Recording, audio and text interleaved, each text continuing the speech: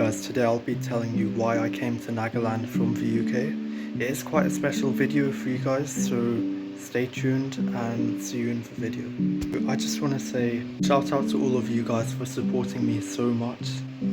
I've just hit 2k subs and I can't believe that, guys. Thank you so much. It is quite hard to edit these videos, but I will keep making them.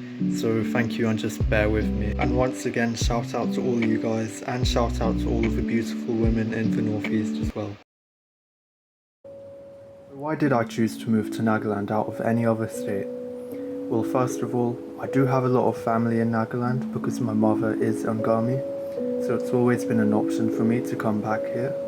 Because my mum was born in India, that means even though I was born in the UK, that means I'm eligible for Indian overseas citizenship.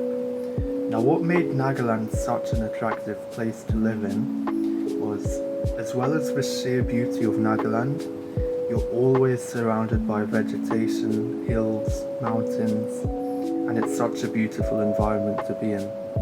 In my opinion, Nagaland and the other northeastern states are by far the most underrated states in India. Out of the 28 states in India, Nagaland is the 7th least visited state. I cannot understand why. Nagaland has so much to offer the world culturally. People would rather visit polluted slums than come to India's safest place for women and children. For anyone who doesn't know Nagaland, Nagaland has the highest Christian percentage in India, being one of only 3 states to have a Christian majority. Many mainlanders and tourists are shocked at how different the northeastern states are, and get a culture shock at how much more free women are, and how matriarchal it can seem in some places. Northeastern states are generally casteless, where women have a high social positioning and a fair spirit of independence, playing central roles in family and community affairs. The Northeast has a completely different attitude towards women. There's more of an emphasis towards education and marrying later, rather than feeling pressured into marrying at a young age. Now sadly, as beautiful as India is as a whole, it isn't nearly as safe as for women as it should be. It would be an incredible achievement if the rest of India was as safe as for women as it is in Nagaland and most other northeastern states. Now I know that's a completely different topic, but it does have to be addressed. There's a lot of reasons why India is infamously bad for lack of women's safety, but one of the most bizarre reasons is that Bollywood, which has an audience of over 1.4 billion people, has time and time again encouraged violence in the name of love, kidnapping and abusing victims, kidnapping victims who fall in love with their captors, and showing that it's okay to stalk a woman if you intend to marry them. Sadly, these reasons, on top of racism, harassment and discrimination, is the reason why so many parents from the Northeast in general are so hesitant about sending their daughters for education in Delhi and elsewhere.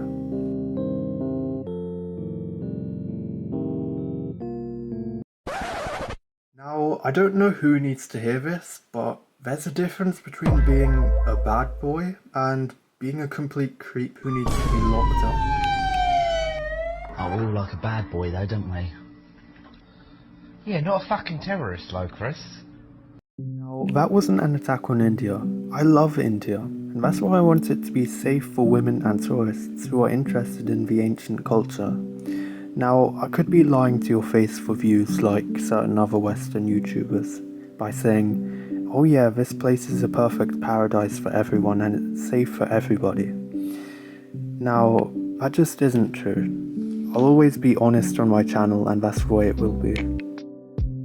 A lot of people in the UK were shocked when I tell them I'd moved to a place in India called Nagaland, but Nagaland has a mixture of almost everything. History, culture, festivals, food, places to visit and amazing people. So when they ask me why, I just tell them they're missing out. In Nagaland there's so many different types of festivals. Each tribe in Nagaland has their own language and festivals, which are celebrated during the year.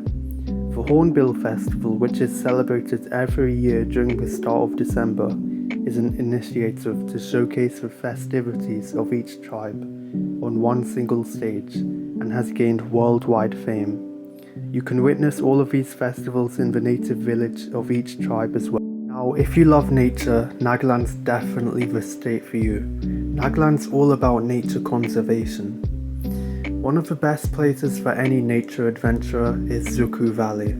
Zuku Valley is one of the most tranquil places in the world, and it's so popular among tourists.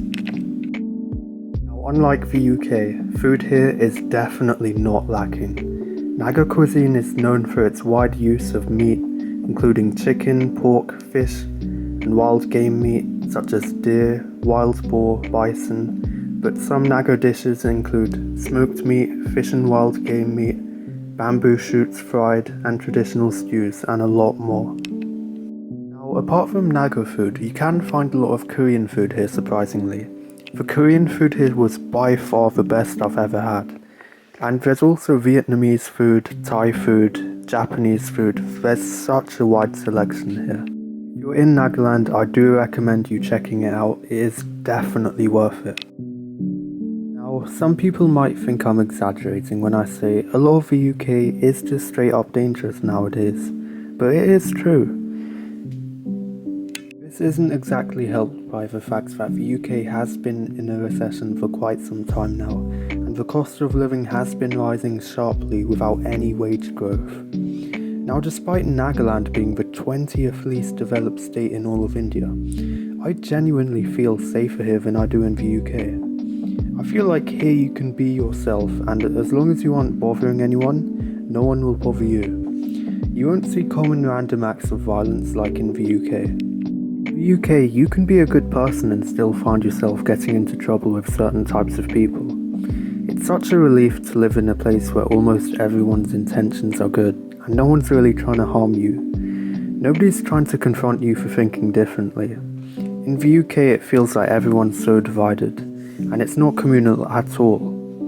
Being in a place like Nagaland does so much for your mental well-being. I'm not saying Nagaland has no crime, I mean everywhere has, but it's so low that it kind of feels that way sometimes. I mean, the only dangerous thing would probably be the roads.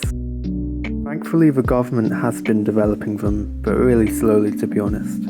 Especially during monsoon season, it can be quite dangerous here.